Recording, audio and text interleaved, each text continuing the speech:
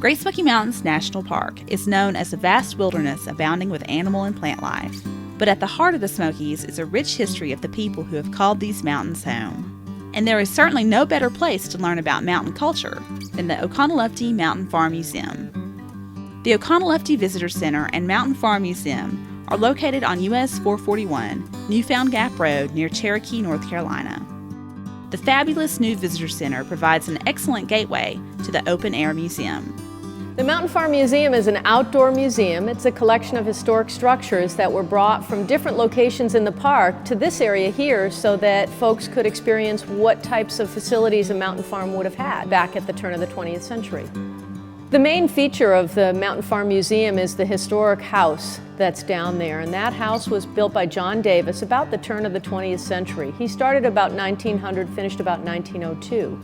At that time, lumber mills were readily apparent and you could buy your lumber, but he decided that he wanted to build his own house with chestnut, and so his house was hand-hewn lumber, which at that time period wasn't common. The Davis House was moved here by the park from its original location in the Indian Creek-Thomas Divide area near Bryson City, North Carolina. It features corners joined with half-dovetail notches. These notches locked the logs together and their sloped surfaces allowed rain to flow off. And although many log homes would have had clay sealing the chink between the logs, Davis finished his home with hand-split boards to fill the gaps. Perhaps small by today's standards, the home fulfilled the needs of the family, and much of the storage and other activities were accommodated by separate structures like the springhouse and corn crib. During warm weather, the front porch would have provided extra room for work and for socializing. Surrounding the cabin are other buildings that were important to the mountain farm. None of the buildings that are at the Mountain Farm Museum, with the exception of the barn, would have been on the nice flat ground that it is today. That would have been too valuable for farming. You would have wanted your buildings away from your farmland and spread out a little bit more so that you would have the good soil for your gardens.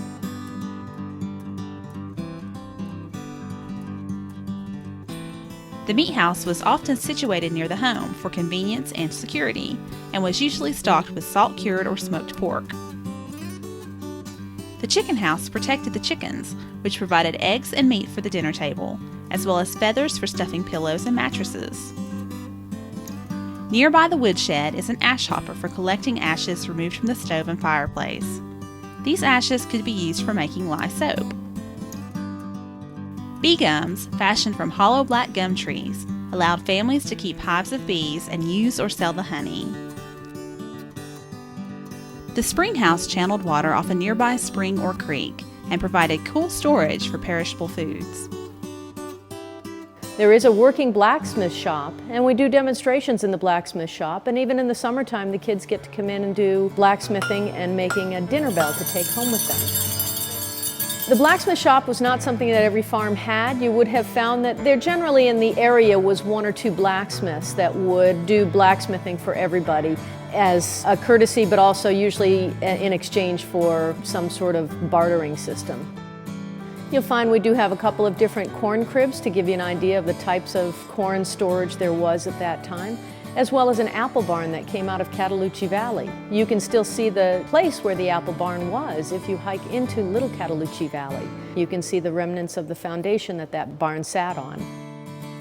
The barn is the only structure in the Mountain Farm Museum that is original to this site, though it has been repositioned. That's what's called a drover's barn. This particular drover's barn was used during the Oconaluftee Turnpike era, where people would pay a toll to cross over the mountain and bring their livestock and cattle and so forth. The drover's barn was kind of like a hotel for the animals. Somebody would travel a day's travel to get to this point. They would stop for the night, the barn would be able to house their animals, and the next day they would then start over the mountain, because it would take them close to a day from here to get to Knoxville.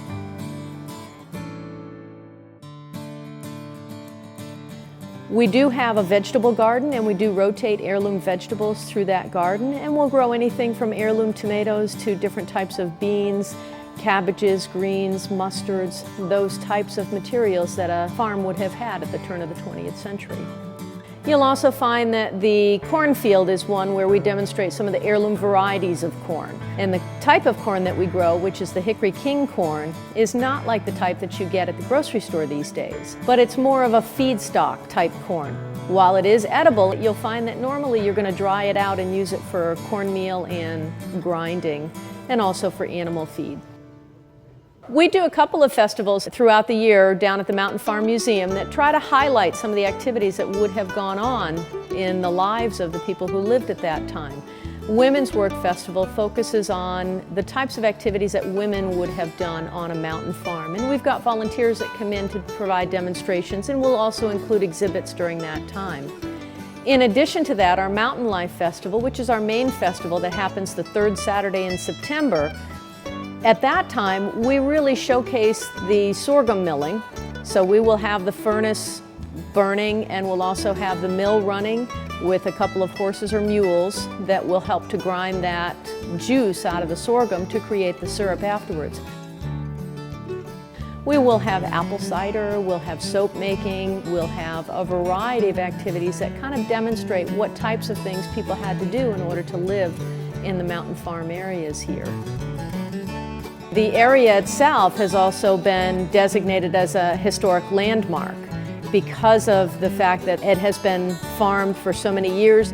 We have done archaeological studies in the hayfield out there and have found a number of items that help us to determine what type of history was here. And we do know that there was a Cherokee settlement in this area and that they did work this land.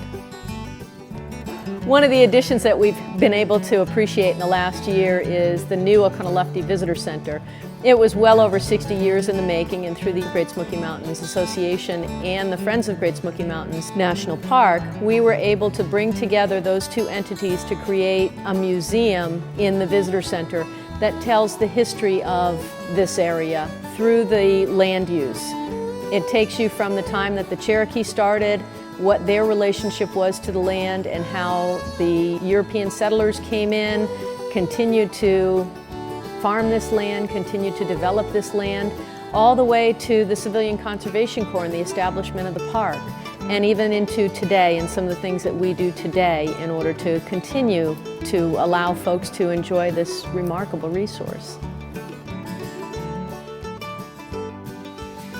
Just a short drive further into the park is another opportunity to view a historic structure, Mingus Mill, where you can talk to the miller and learn how this 125-year-old water turbine mill works.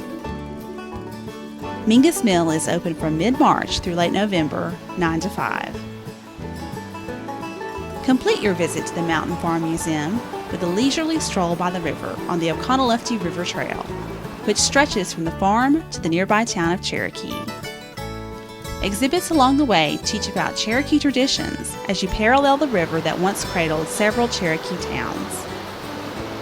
I think both the Oconaluftee Visitor Center and the Mountain Farm Museum will paint a great picture of how the people lived in this area. You'll find that it gives you a great opportunity to really understand and appreciate the hard work that it took to survive in this area, but also understand and appreciate the sacrifice that people made in order to be able to still have it today.